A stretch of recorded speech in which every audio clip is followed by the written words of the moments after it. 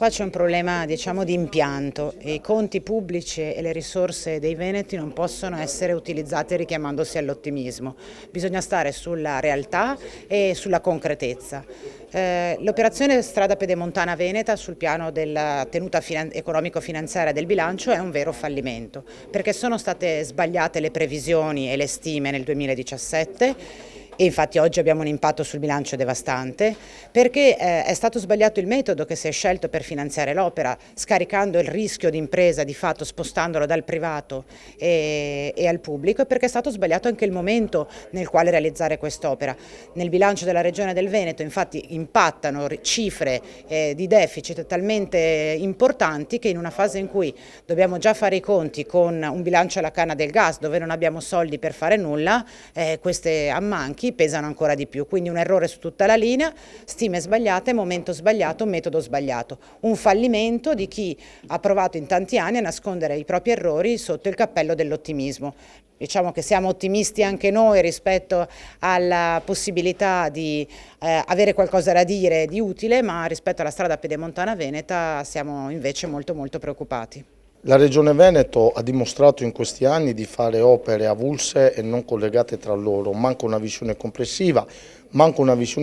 di governance, cosa che si era tentato di fare,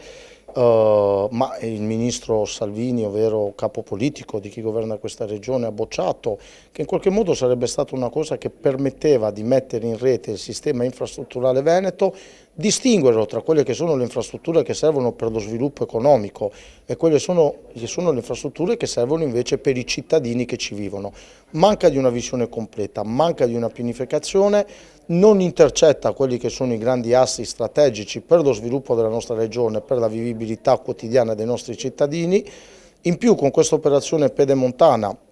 tanto per dire il tesoretto che adesso chiedono a CAV per pagarla, è emblematico di come CAV, società di scopo, realizza il passante, mancano una serie di opere da realizzare perché a suo tempo non c'era la copertura e ora con le coperture finanziarie che ci sono tu fai altro e non fai le opere compensative al passante. La famosa SPI 09 Larzaron, unica vera alternativa alla Romea, che mette in rete il Rodigino, il Basso Padovano e il Veneziano, 2 dei 3 stralci realizzati dalla Regione, manca il terzo stralcio, eppure ci avventuriamo verso nuove spedizioni infrastrutturali senza nessun senso nesso logico. La domanda vera è questa: